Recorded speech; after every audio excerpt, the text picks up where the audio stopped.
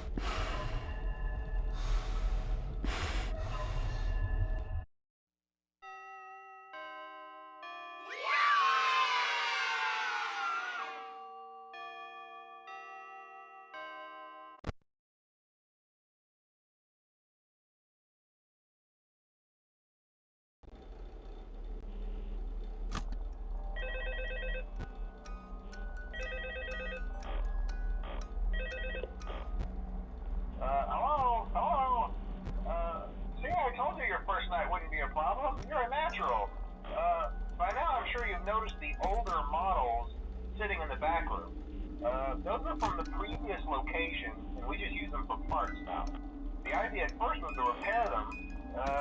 They even started retrofitting them with some of the newer technology, but they were just so ugly, you know, and the smell. So the company decided to just go in a whole new direction and make them super kid-friendly.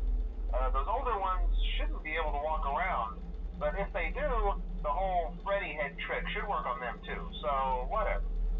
I loved those old characters. Did you ever see Foxy the Pirate? Oh wait, Foxy. Oh yeah, Foxy. Hey listen, that one was always a bit twitchy. I'm not sure if the Freddy head trick will work on Foxy. If for some reason he activates during the night, and you see him standing at the far end of the hall, just flash your light at him from time to time.